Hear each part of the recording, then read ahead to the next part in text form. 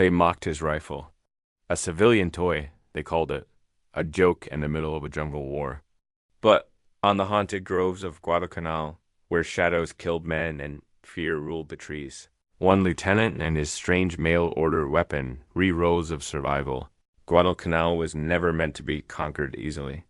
By January 1943, the island had earned a reputation as one of the most punishing battlegrounds in the Pacific, a place where heat, hunger, and fear claim nearly as many lives as bullets.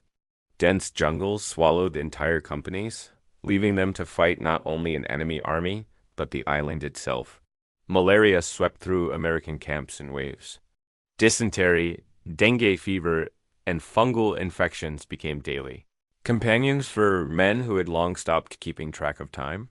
Food arrived inconsistently, and most rations were already spoiled by the humidity before they reached the front. Exhaustion had become a permanent condition. The first American forces on the island, the United States Marines, had carried the brunt of the initial campaign. They had landed in August 1942 and fought through months of relentless night assaults, artillery barrages, and suicidal charges by the Imperial Japanese Army. By the end of the year, the Marines were depleted, their numbers worn down by constant combat and disease. Their thin defensive lines around Henderson Field held, but barely. They had carved out a foothold, yet the rest of Guadalcanal remained a maze of jungle, ridges, and ravines still controlled by Japanese forces. In late December, the Army's 25th Infantry Division and the Americal Division arrived to relieve them. The handoff was not ceremonial. It was grim and subdued. Marines with hollow eyes and sunken frames warned the incoming soldiers of what they were about to inherit. They spoke of nights filled with phantom footsteps, of patrols that vanished without a sound, and of an enemy that seemed to appear and disappear at will. The newcomers understood quickly that Guadalcanal was not a typical battlefield. It was a war of attrition fought in suffocating heat, in terrain that punished any mistake. As Army units pushed inland and westward, they encountered the full reality of the island. Supply lines stretched thin through thick vegetation. Rainfall turned trails into rivers of mud. The Japanese, though battered and starving themselves, used the terrain with lethal efficiency. Their positions were dug into slopes, hidden behind natural cover, or nestled high in the massive banyan trees that towered above the jungle floor. And it was in these banyan giants that the true terror of the next phase of the campaign emerged.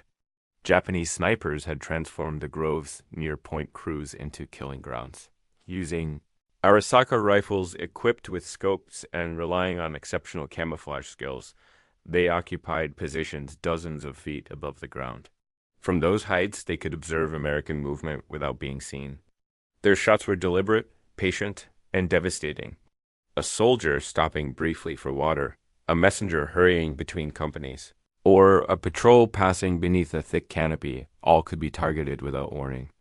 In just 3 days, 14 American soldiers were killed along the western perimeter. No one saw the muzzle flashes.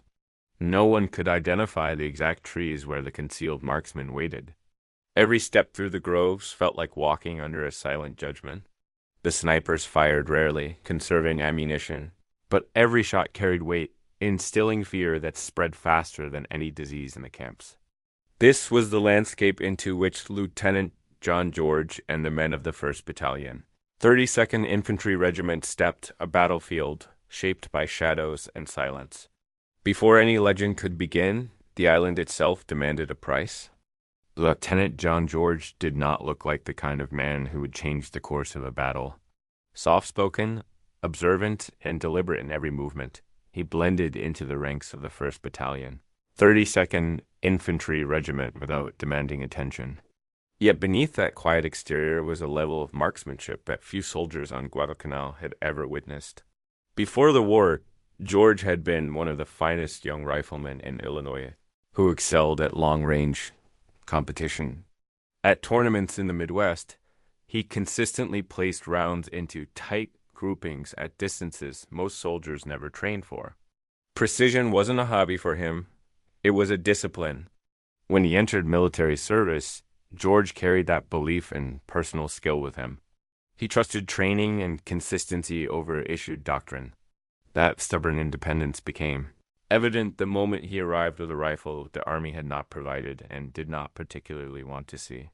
While every other officer carried the standard issue M1 Garand rugged, semi-automatic and built for mass combat, George brought a Winchester Model 70, a civilian hunting rifle chambered in .3006. It was fitted with a high-quality target scope and a sturdy Griffin and Howe mount, the kind of equipment competitive shooters use, not infantrymen in a tropical war. To the officers around him, the rifle was an oddity. Some viewed it as impractical, others as unnecessary, and a few mocked it openly. In the training camp stateside, an armorer joked whether the lightweight bolt action was meant for deer or Germans. On Guadalcanal, where fatigue bred cynicism, the comments became sharper. A sporting rifle had no place in the mud, rain, and chaos of jungle warfare, they said. It was unreliable. Too delicate, too slow. It lacked the 8-round semi-automatic firepower the Garand offered. Carrying it in battle, they warned, would get him killed. George listened, but did not bend. He knew exactly what the rifle could do and what he could do with it. The Model 70 was no toy. It was the product of years of refinement by Winchester and favored by civilian marksmen for its accuracy. Its long, heavy barrel delivered consistent performance shot after shot, and with a proper scope, it allowed skilled shooters to reach out far, beyond the distances at which most infantry engagements occurred. For George, who understood ballistics with near mathematical instinct, the rifle represented control in an environment where everything else felt unpredictable. Still, Army culture valued conformity. Officers expected uniform weapons, uniform tactics, and uniform expectations.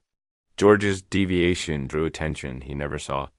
He kept mostly to himself, cleaning the rifle meticulously and preparing it with the same care he once applied to pre-war competitions.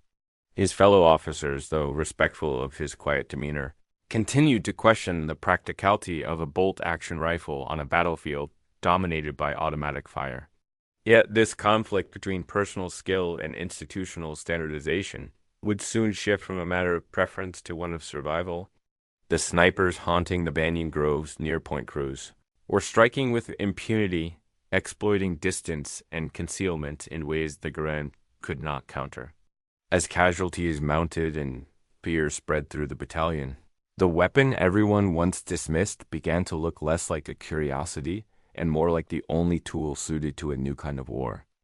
In that moment, Lieutenant John George Quiet, precise, and resolute stood apart, not because he sought attention, but because the battlefield had created a problem only he was prepared to solve. By mid-January 1943, the quiet stretches of jungle near Point Cruz had turned into the most dangerous ground on Guadalcanal. What had begun as sporadic sniper fire had escalated into a sustained campaign of unseen killing.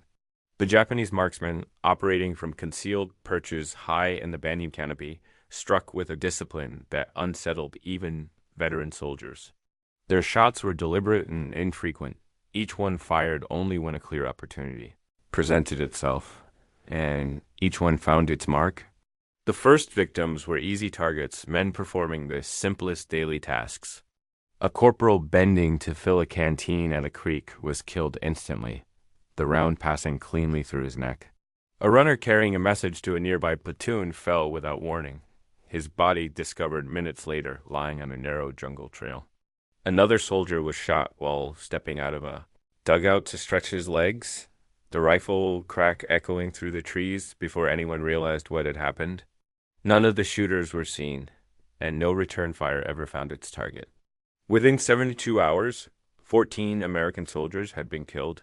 No firefight, no engagement, just sudden, precise violence descending from somewhere in the treetops. Patrols moved with increasing hesitation. Men flinched at the sound of rustling leaves. Even seasoned officers, hardened by months of jungle combat, began admitting privately that they had no reliable counter to an enemy they could neither locate nor predict. The M1 Garand, the Army's trusted workhorse, proved nearly useless against this threat. Its semi-automatic action and powerful cartridge made it formidable in open combat, but in the tangled groves west of Point Cruz, range and visibility were everything. The Garand lacked a scope and the precision needed to spot a distant silhouette hidden among layered branches. Even when soldiers believed they had glimpsed movement in the trees, their shots were little more than guesswork. Ammunition was wasted. Confidence eroded quickly. Platoon leaders tried reorganizing patrols, sending men in staggered formations and rotating routes, but the snipers adapted instantly. They shifted positions after every kill, climbing from one branch system to another with practiced efficiency. Their vantage points, sometimes 80 or 90 feet above the ground, gave them control over trails, streams, and approach routes.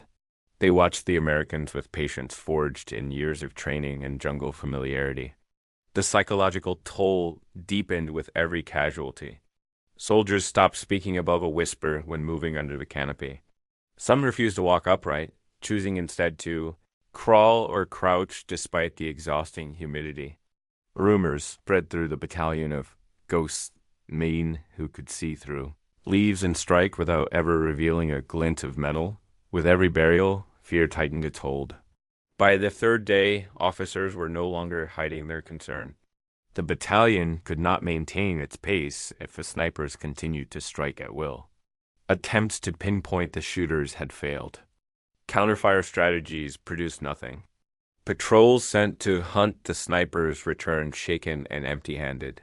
The regiment was being drained by single riflemen perched in trees they could not reach. In command tents, voices grew tense. The situation had become untenable. If something did not change, the battalion risked losing more men to a handful of unseen marksmen than to entire Japanese companies. Panic crept into the leadership's calculations. The army needed an answer, any answer.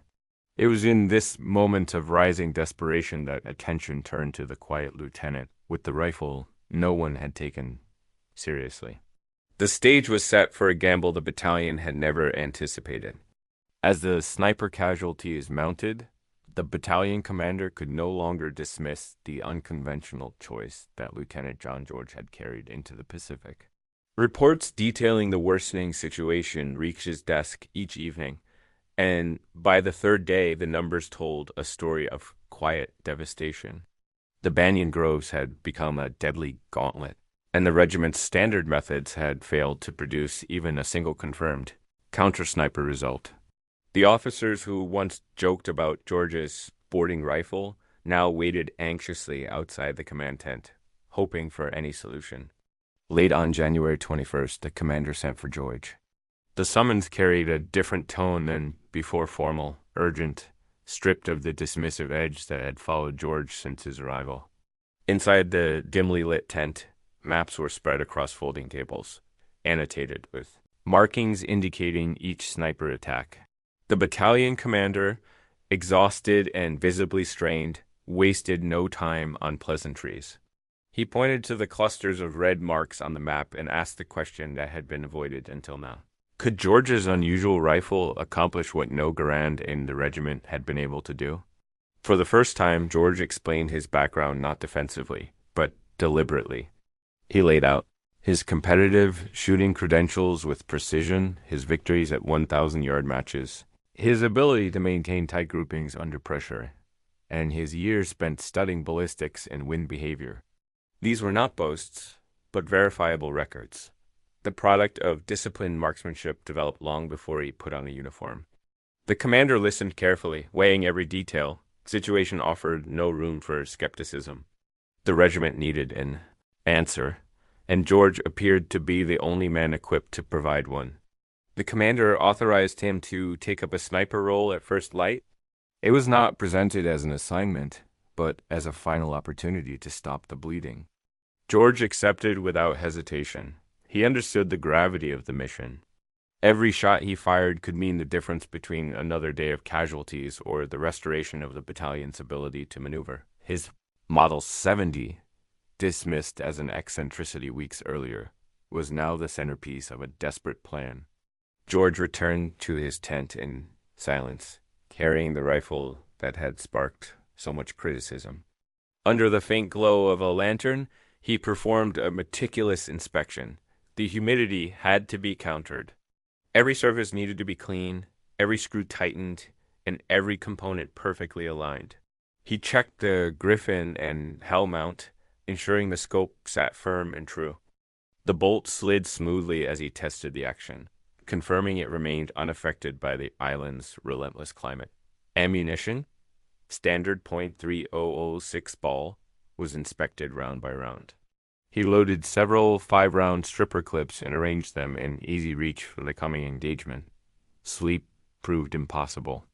The sounds of the jungle rain dripping through leaves, distant artillery, the quiet murmurs of restless soldiers filled the night. George sat alone with his rifle, across his lap, rehearsing the mental discipline required of long-range precision work. He had trained for years to manage breathing, heart rate, and environmental variables. But this mission carried a weight far beyond a competition range. He would be facing men trained for concealment and patience, men who had already claimed the lives of comrades he knew by name. The sky was still dark when George rose, slung his rifle, and stepped out toward the front lines. Dawn would bring the chance the battalion needed. Whether it would also bring relief or another day of loss depended on his ability to do what the army could not. Dawn arrived slowly over Point Cruz, pushing pale light through the tangled canopy and revealing the dense groves where so many American soldiers had fallen. The jungle held its usual chorus distant birds, the hum of insects, the soft swell of morning wind, but beneath those natural sounds rested a deeper tension. Every rustle, every shifting shadow could hide a rifleman waiting for movement on the ground below. The Lieutenant John George moved into, positioned with deliberate steps, carrying the Winchester Model 70 across his chest and settling into the ruins of a captured Japanese bunker that offered elevation, cover, and a clear field of view into the Banyan Maze ahead. From that vantage point, he began the work that experience, not rank, had prepared him for. He pressed his cheek to the stock, adjusted the focus on the Lyman Alaskan scope, and allowed his breathing to slow. Years of competitive shooting had taught him to reduce external noise until only essential information filtered through. Even the slightest sway of a branch, the flicker of light against bark, or the faint sheen of something unnatural could reveal a presence others would overlook. The scope's modest magnification was not an obstacle for him. It was a tool that enhanced perception rather than replacing it. The banyan groves were vast and dense. Towering trunks rose from the ground like natural fortresses, their branches stretching outward in twisting patterns that formed elevated platforms the Japanese had mastered. Their camouflage uniforms blended seamlessly with the shadows. Some positions were so well concealed that even trained observers struggled to detect them. But George took his time. He scanned each tree from the base upward, pausing to examine knots, dark patches, and the spaces where branches intersected. The morning air was still. Any movement would stand out. Minutes passed with no sign of life. He shifted from tree to tree, never rushing the process. Patience mattered more than speed. The snipers were not likely to expose themselves. They would be watching for any sign of human movement and would fire without hesitation. George's challenge was to see them first. At 9:17 a.m., he did. Far ahead, roughly 240 yards away and nearly 90 feet above the ground, a banyan branch moved in a way that did not match the faint morning breeze. It was subtle, just a small, unnatural shift, but enough to break the rhythm of the canopy. George held his scope steady. In the fork between two thick limbs, he saw a dark shape, the outline of a helmet and shoulders. The Japanese sniper was facing east, watching an American supply trail, unaware of George's presence. George exhaled slowly, allowing the crosshairs to settle. He made 2 small adjustments to compensate for wind drift, then let his breathing pause at the natural respiratory pause between exhale and inhale, a technique built into his muscle memory. When the moment arrived, he applied pressure to the trigger until the shot broke cleanly. The rifle's report cracked through the jungle. The sniper jerked, his rifle tumbling from his grasp. As his body fell through the branches, striking them on the way down before landing near the base of a tree. One shot, one kill. George cycled the bolt immediately, maintaining his position and scanning the surrounding canopy. Japanese snipers often worked in pairs, one firing, the other acting as a spotter. He did not have to wait long. 26 minutes later, he spotted movement in a separate tree roughly 60 yards north of the first kill. This sniper was climbing down, alerted by the gunshot and likely attempting to reposition or retreat. The man was partially exposed. George tracked his movement carefully, leading the shot just enough to account for the downward motion. When he fired, the sniper fell backward, his rifle striking the branches as he dropped. 2 shots, 2 confirmed kills. The jungle did not stay silent for long. At 11:21 a.m., a bullet struck the sandbags near George's head, sending dirt into his face. He rolled aside instinctively, analyzing the angle of impact. The shot had come from the southwest. He began scanning again, slower this time, recognizing that the enemy was now actively hunting him. 17 minutes passed before he found the source. Another sniper perched 73 feet up in the third banyan from the left, partially concealed, but not well enough to escape his trained eye. George steadied himself, adjusted for distance, and fired. The third sniper collapsed silently through the branches. 3 kills in one morning. The Winchester Model 70, once dismissed as a sporting toy, had now proven itself a lethal instrument in a battle where precision mattered more than firepower. Word would soon spread through the battalion that the weapon mocked in training had accomplished in hours what dozens of Garands had failed to do in days. And for Lieutenant John George, the hunt through the Banyan Labyrinth had only just begun. The elimination of 3 Japanese snipers on the first morning sent a message through the banyan groves that did not require words. For months, Japanese marksmen around Point Cruz had operated with near-complete impunity. They held the vantage points, the concealment, and the psychological advantage. For the first time, an American rifleman had pierced that dominance. By the following morning, the enemy adapted, and the duel entered a far more dangerous phase. Japanese snipers were no ordinary infantry. Many were veterans of earlier campaigns in China, accustomed to patient, methodical engagements. Their survival depended on the ability to remain invisible for days at a time. They studied the behavior of enemy soldiers, predicted paths, and rotated hides with precision. After losing 3 of their own, the response was immediate. Fewer movements, tighter concealment, and far more caution in selecting firing positions. The banyan groves transformed from a hunting ground into a contested battlefield of observation and counter-observation. George understood this shift instantly. He had spent years mastering the discipline required to hold a shooting position long beyond normal comfort. But now, the stakes were not trophies or scores, they were lives. Every decision carried weight.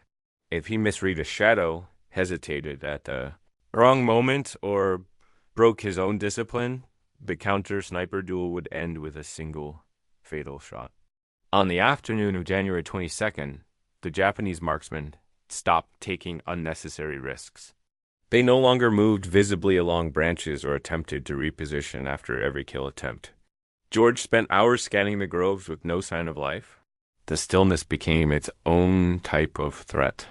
The enemy was learning him, studying his angles, attempting to predict his firing lane. Even the slightest disturbance could indicate a new hide being tested or a rifle barrel being aligned. Early the next morning, George reoccupied his position before sunrise. The humidity clung to his uniform and the air was heavy with the scent of wet vegetation. From the bunker, he began a slow sweep of the tree line. The search was more painstaking than the previous day. The Japanese had abandoned the obvious angles. Their hides were deeper in the canopy, their silhouettes broken by vines and hanging roots. At 9:43 a.m., he caught a fraction of movement far subtler than before. This sniper was withdrawing down a tree trunk, using the thick foliage as a natural shroud. The man had likely been startled into relocating by the memory of yesterday's losses. The angle was difficult, but the opportunity was fleeting. George adjusted for the sniper's downward motion and fired. The man collapsed, tumbling through the foliage. It was a fourth kill earned not through luck, but through relentless attention to detail. But the Japanese countered within half an hour. A shot cracked from a new direction, striking the sandbags inches from George's head. The enemy had rotated in a fresh marksman, one position with a perfect line of sight to George's previous firing location. The message was unmistakable. They were hunting him now. George pivoted to a new corner of the bunker and scanned slowly. It took 17 tense minutes before he identified a faint outline, just a slight irregularity in the shadows, 70 feet above the ground.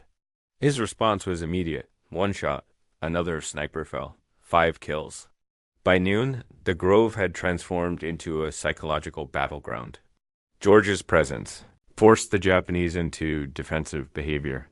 They minimized movement during daylight hours, relying instead on deep concealment and nocturnal repositioning. George, meanwhile, refined his own tactics, shorter exposure windows, more frequent micro-adjustments, and a heightened sensitivity to environmental cues. He understood that each shot he fired changed the mental calculus of the remaining snipers. The duel continued into the next day. On January 23rd, George shifted to a new elevated position to break the enemy's expectations. From there, he began another long, slow sweep of the canopy. The groves were nearly silent. Not a single visible movement betrayed the positions of the remaining snipers. Hours passed. The tension of waiting became its own form of combat. In the late morning, he identified sniper number 6, a man positioned too close to a trunk, his silhouette faintly contrasting with the bark. The shot was clean and final. Later that afternoon, he detected another sniper's rifle barrel protruding an inch too far from a nest of branches. Another calculated shot ended that threat. These engagements were not the dramatic firefights often imagined in war stories. There was no rapid exchange of gunfire, no chaotic shouting. It was a contest of patience and perception, a chess match where each move could be fatal. George felt the gravity of what he was doing.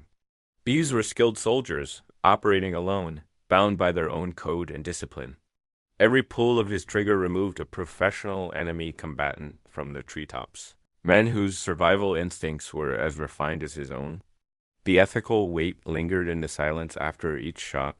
But George understood the reality of Guadalcanal. Survival demanded decisiveness. The snipers had killed 14 Americans in 3 days. Their continued presence threatened the battalion's ability to advance or even supply itself. Eliminating them was not a matter of vengeance. It was a necessity. By the end of the second day, George had removed 7 snipers from the Banyan Groves. The balance of power had shifted. The Model 70, once dismissed as a sporting rifle, now served as the battalion's only effective countermeasure. And the duel in the canopy, this quiet, relentless contest of skill, was far from over. The night before January 24th brought a steady, drenching rain that turned the jungle floor into shifting mud and muted the usual sounds of the groves.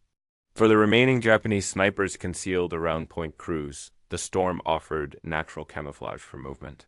For Lieutenant John George, it presented an opportunity. Rain distorted sound, softened footsteps, and reduced visibility in ways that made repositioning possible without immediately drawing attention.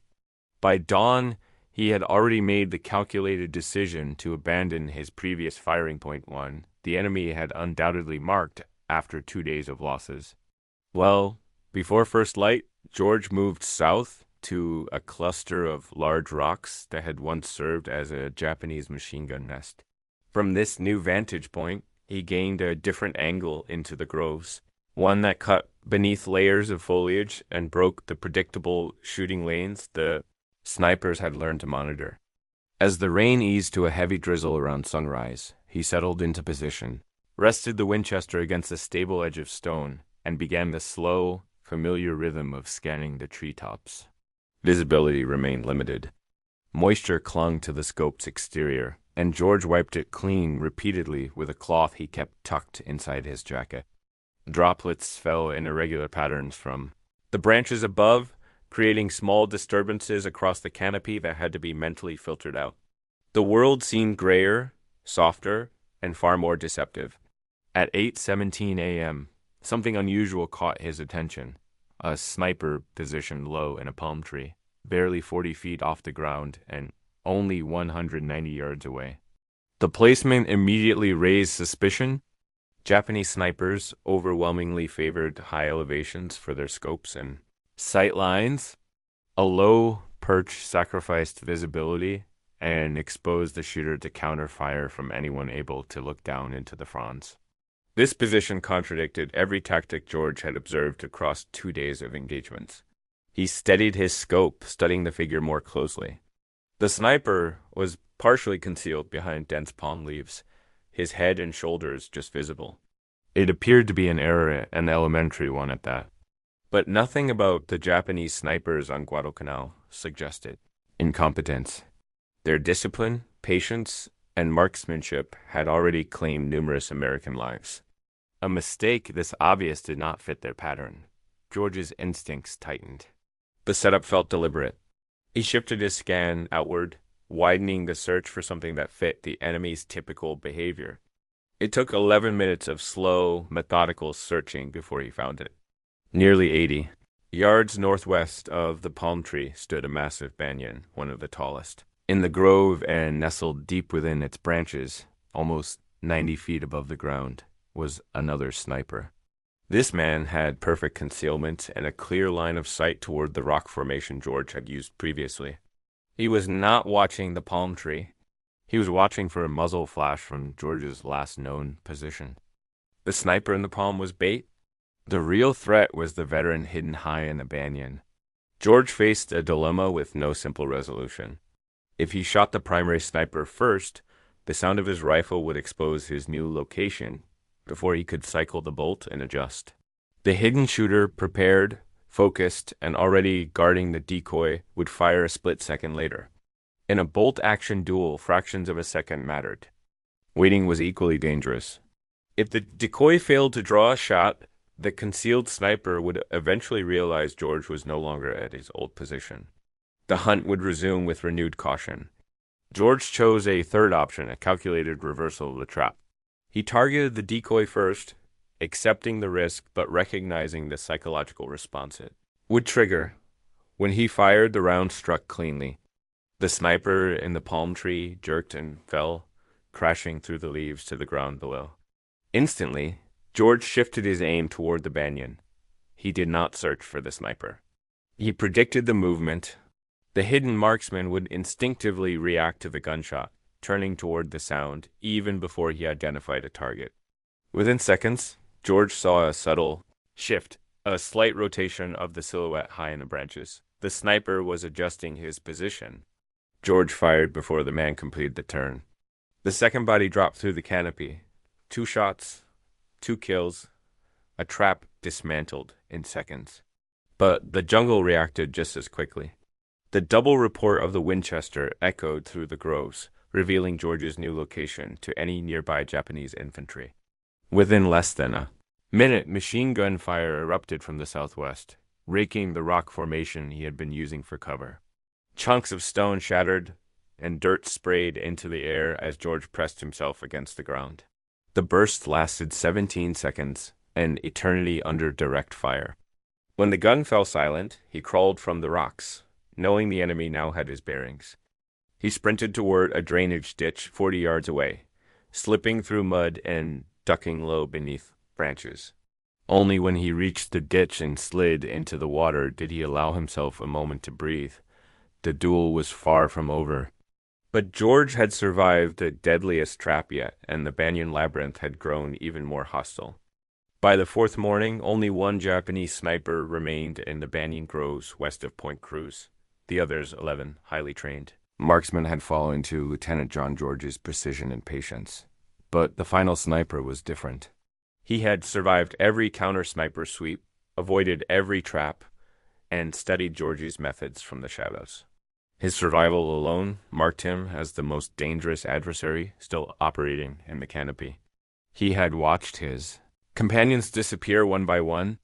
He knew the patterns, the angles, and the timing. And unlike the others, he no longer relied on height for advantage. The first hint of his presence came not from above, but from the ground. Late in the morning, from the muddy crater where George had taken cover after escaping the machine gun ambush, he began another slow sweep of the surrounding vegetation. His eyes traced the tree lines, the trunks, the thick networks of vines. The canopy offered nothing. No movement, no glint of metal, no unusual silhouette. Then, at the very edge, his peripheral vision, he caught something he had not seen from any sniper in the previous days. A subtle shift low to the forest floor, barely 60 yards away. The last sniper was crawling. Moving inch by inch, the Japanese marksman advanced toward the rocks George had previously occupied. His approach was deliberate, using roots, fallen logs, and dense undergrowth to break up his outline. He held his rifle close, keeping his profile flat against the earth. It was a method George recognized immediately, the same kind of slow, disciplined stalking he had used to relocate positions without exposing himself to the canopy. The final sniper had abandoned the traditional elevated hide. He had decided to hunt George from the ground, using the lieutenant's own tactics against him. George remained submerged to the chin in the water-filled crater, his rifle resting on the rim. He could see the sniper's slow advance, but the angle was impossible. The crater's lip blocked a clean shot. To engage, George would need to rise an action that would expose him to the sniper's exact field of fire. For several minutes, he watched the hunter crawl closer, stopping often to study the rocks and surrounding foliage. The Japanese soldier was meticulous, patient. He waited for movement that never came. At 9:52 a.m., the sniper reached the rocks and settled into the same machine gun nest George had used earlier. He aimed his rifle east toward the drainage ditch, toward the position where he believed George should have relocated after fleeing the machine gun fire. The man's back was exposed at a distance of 38 yards, an easy shot under normal conditions. But George sensed a trap. No sniper this experienced would remain exposed for more than a moment. His caution proved justified. After several tense minutes, George shifted his gaze northwest and found the second figure. Another Japanese soldier lay concealed behind a fallen tree trunk 70 yards from the rocks, his rifle aimed at the same drainage ditch. 2 enemy soldiers. 2 angles of fire, both waiting for the slightest movement. The final sniper was not alone. He had brought support. Pinned in the crater with limited visibility and a bolt-action rifle, George faced a scenario that offered no margin for error. If he shot one, the other would fire before he could cycle the bolt. He needed both men exposed at the same time. George lowered himself deeper into the water, letting only his eyes break the surface. Minutes passed. Then, at 10:13 a.m., the sniper in the rocks stood up, signaling to his partner.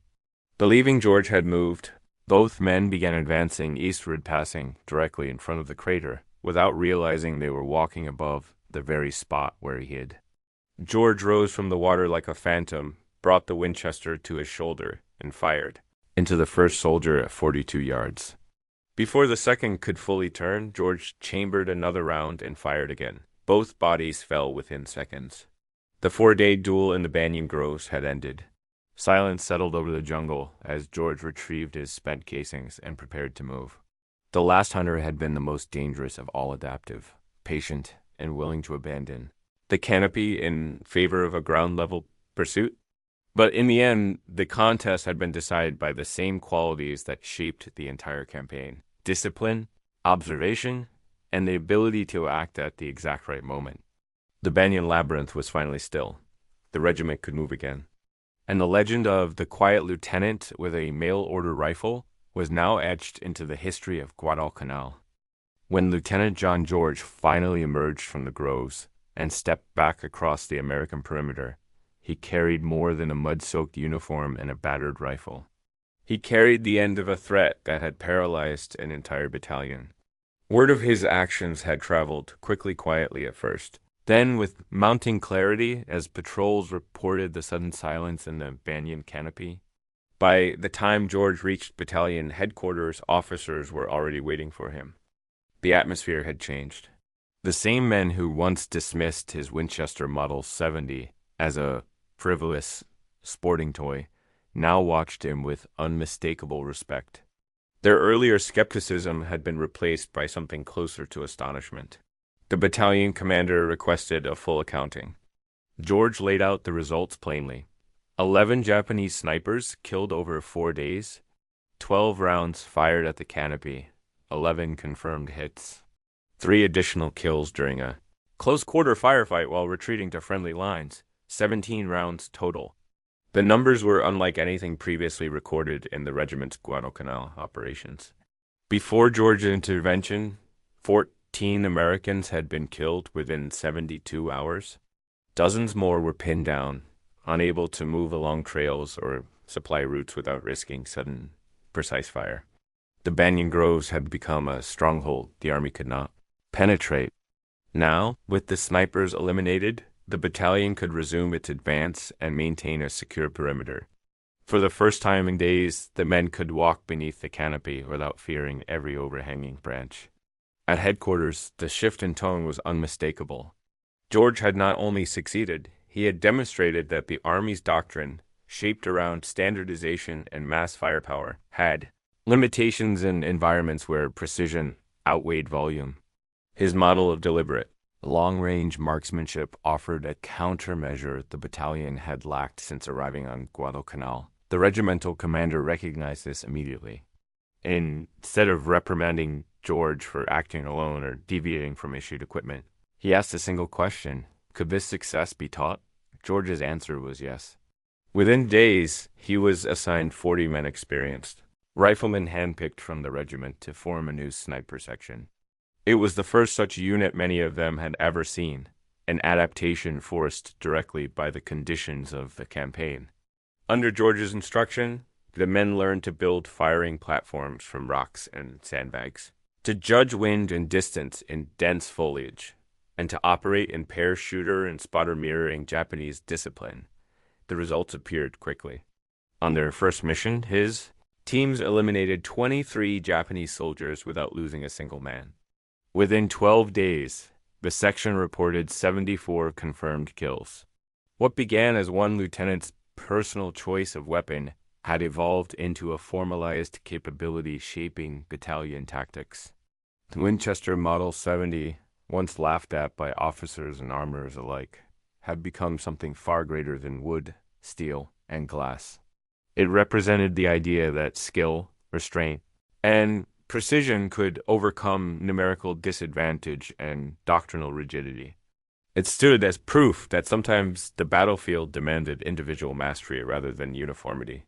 In the groves of Point Cruz, it became a philosophy, a reminder that the right rifle in the right hands could shift the balance of an entire campaign. And for the men who watched George return from the Banyan Labyrinth, the meaning was unmistakable.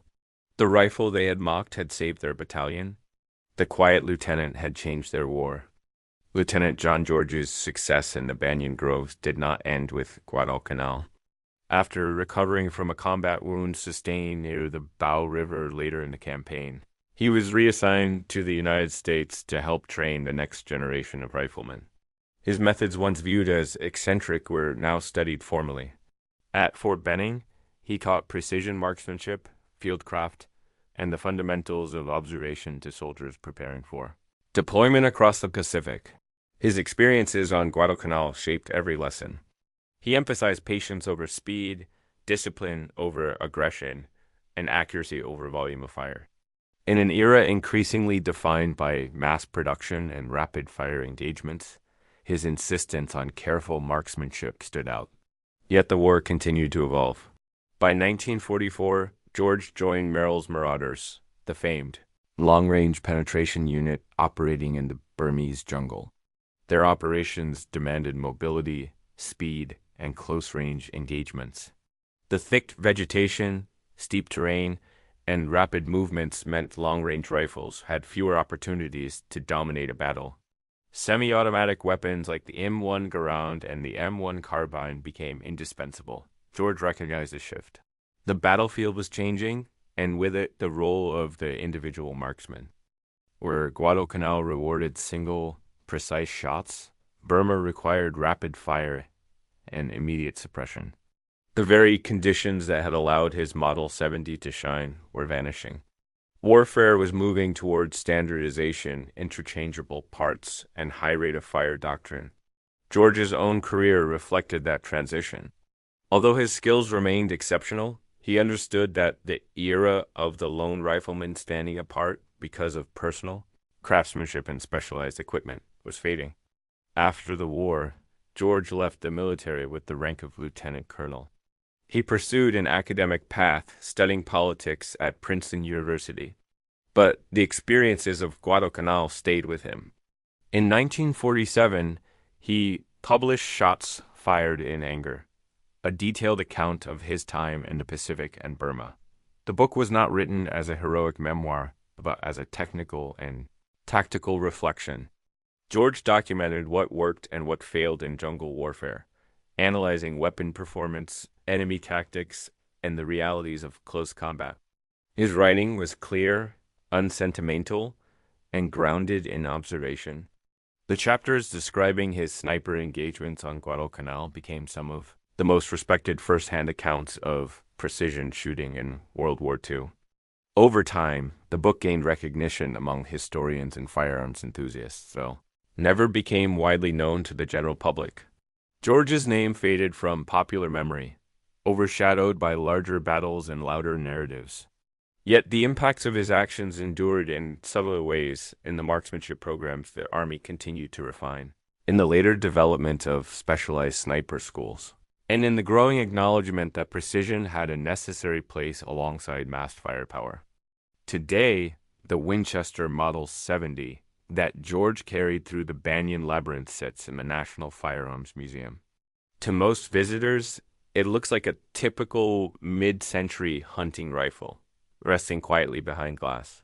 There are no dramatic markings, no ornate inscriptions, no trace of the decisions made through its scope. Many walk past it without slowing down, unaware that this unassuming rifle once reshaped a battalion's fate on a jungle island 1,000 miles away. But for those who know the story, the rifle stands as a silent witness to a forgotten chapter of World War II, a reminder that courage, skill, and a single well-placed shot can alter the course of an entire campaign. The Model 70 is more than a relic.